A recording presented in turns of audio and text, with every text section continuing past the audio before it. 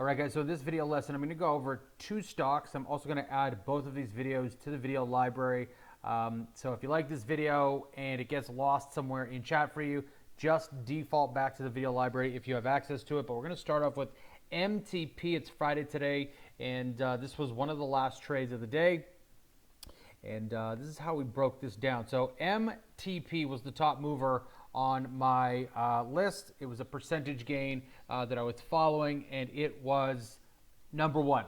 Now, big thing that I'm waiting for first off is a nice bullish 5-minute bar to close. Just like that, 320 is going to be the area that I'm going to want to get long once this pullback takes that level out. As soon as I've got a 5-minute bar that is printed positively over the VWAP and it's still the top gainer on my list, again, I'm just waiting for that first 5-minute bar to close, and then I'm defaulting to a 2-minute bar where I'm actually going to get long and where I'm going to use it as an execution chart.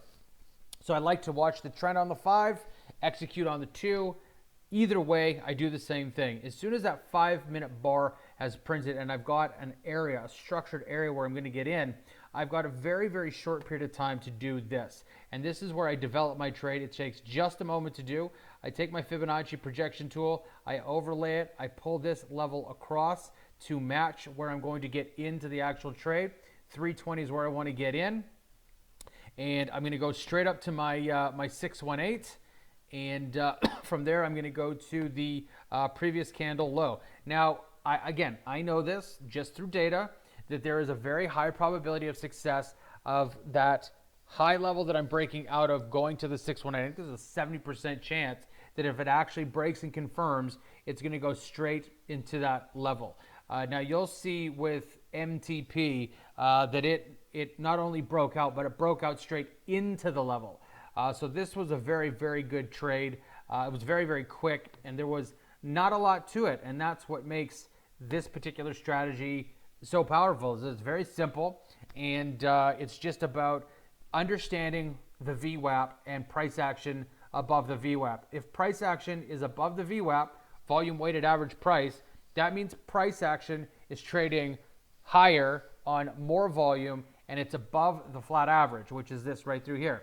So if it's above the average and there's a high that gets taken out, like so, you just want to understand that that means that price action and volume are above the average, which means it's bullish. It's no different than when you see Apple or Facebook trending away from the 200 and trending away from the 20. There's obviously demand, and so that's what you're looking at here.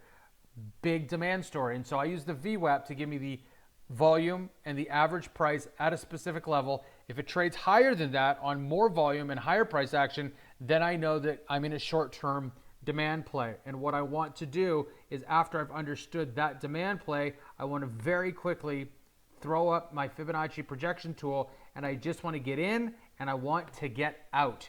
There is a high level of consistency in this trade.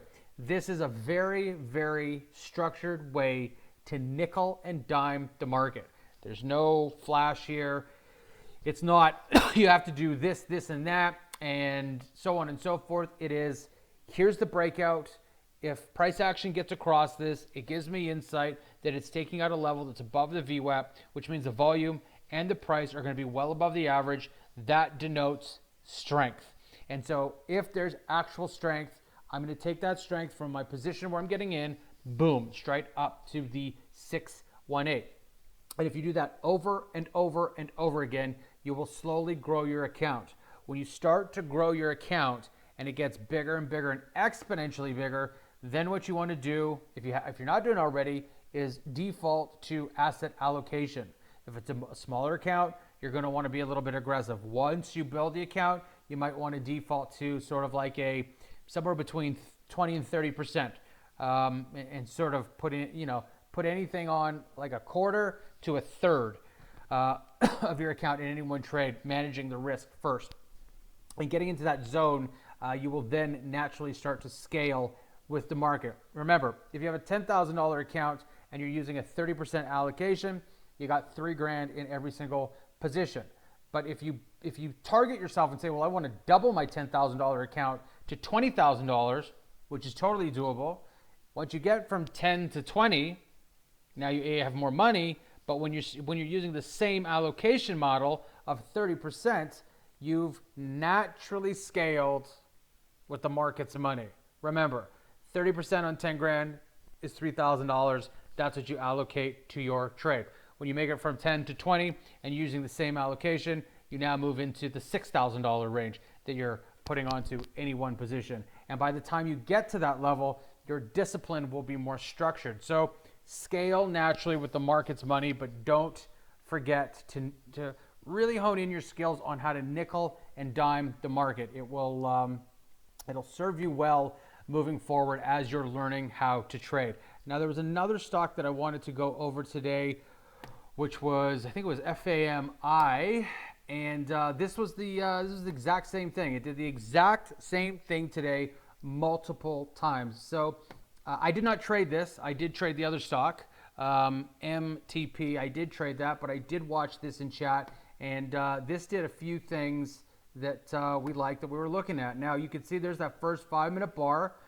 It sells lower, but then we do get a reverse. And one area to get in is right through here at the breakout at 110. Now, when you go to 110, you would go to your previous candlestick low, which would be right down here.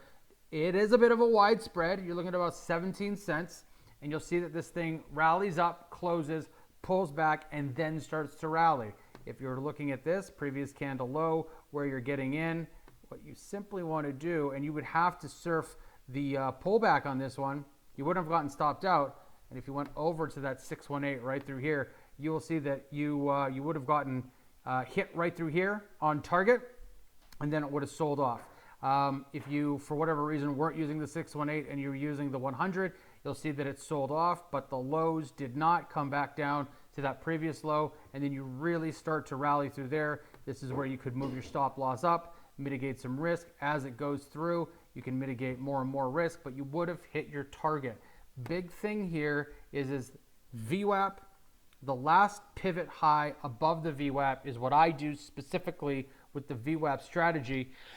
And when I'm doing that, I'm essentially measuring this move right through here with the Fibonacci projection tool, and then I'm going straight to the 618.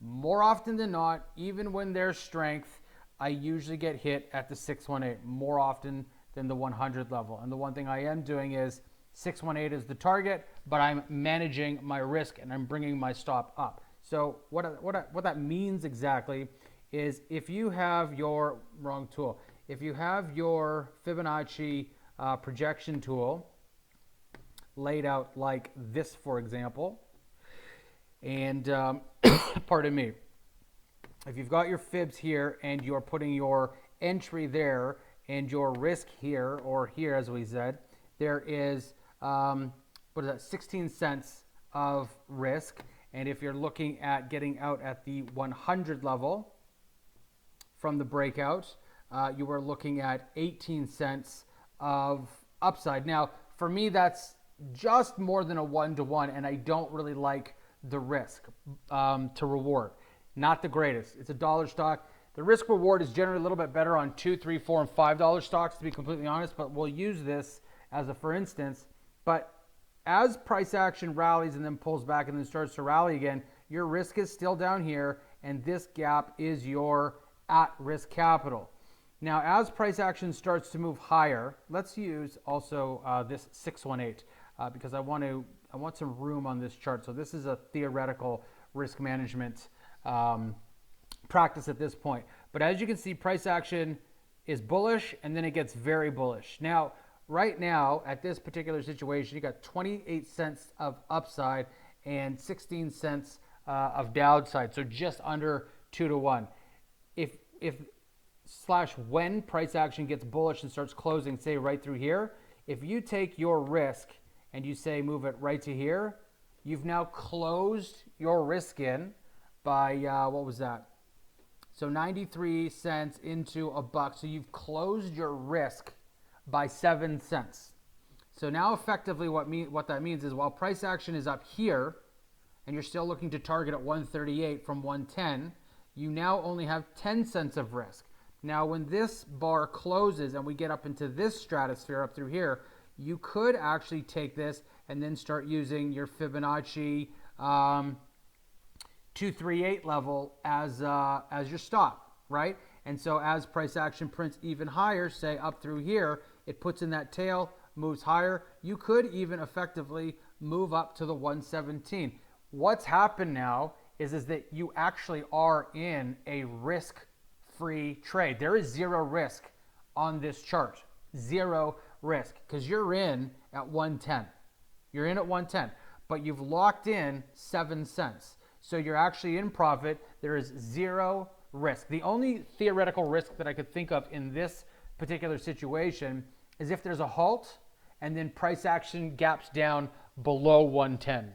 That's the only thing that I could think of off the top of my head that could invoke some risk. But in this particular simple, more viable scenario, what you're seeing here is that 110 is where you entered, 117 is where you can block off some risk, and then look at that, boom, it just cuts through target and you're out. And that's the game. But FAMA, it did the same thing. You know, you've got your breakout right through here, pulls back, rallies. And then you see this right through here, this nice little, this rounded bottom right through here. As price actions down here starting to move, what am I looking for? Well, I'm looking for the previous high above VWAP, right through there. And you can see that it breaks out. This one would have stopped you out though, to be completely honest. So this one would have stopped you out. If you got in right through here, here's going to be your stop loss right through here. So price action would actually stop you out. You would have consolidated a little bit, and then you would have defaulted to, okay, well, where is the pivot high over the VWAP? Here's the last pivot high over the VWAP, and then there's the VWAP. It crushes through 124, 115 is now going to be your stop. And if you looked at, say, doing something like this, and this would be dip buying strength, this would have been a great trade. There's your 618, just like that. And so you've bought in right through here at 124. This is an area, there's your previous pivot high. If there's weakness, you take the trade off, but there isn't any weakness. It cuts through, pulls back, flags, VWAP holds, boom, it runs right into the 618 target. And you would have done very, very well on this, pulling in about what, almost 30 cents, or I guess that would have been 31 cents. And you've been looking at about 10 cents or 9 cents worth of risk. So again, not a bad trade, and you're using the VWAP as your guide. Now, again, I'm not telling you to trade the VWAP. If you're finding success with the MACD and various moving averages, whether it's the 20 and 200, or you're using a EMA, SMA combo, do what's working for you. The only thing I'm doing is laying out a sort of a template of what I do. And if you can find something in that template that works, awesome. But the big consistent across the board is that we're looking for high probability patterns, flags, triangles, previous pivot highs that exhibit a lot of volume, and some form of a moving average or a VWAP that gives you insight as to where there is potential volatility. And we're doing this in the case of the low floats on the back of percentage gainers. It doesn't work this clean with large cap stocks. Some days it does, but I've found that the low floats and the volatility that they express is exponentially higher than that of some of the larger cap and mega cap stocks. So that is the video lesson. I hope some of that's helped. MTP was my first trade. I put that trade on. I think I hit it for 16% or 52 cents, and I was done for the day. And outside of that, I just sat back and I watched the market. If I'm not trading, I'm watching, and if I'm watching, I'm studying. And what I'm studying exactly is key levels, the tape, the volume, what happens, teach me. That's what I do. Julian@jailerstraining.com. If you have any questions, feel free to hit me up in chat. And again, I'm going to be adding this to the video.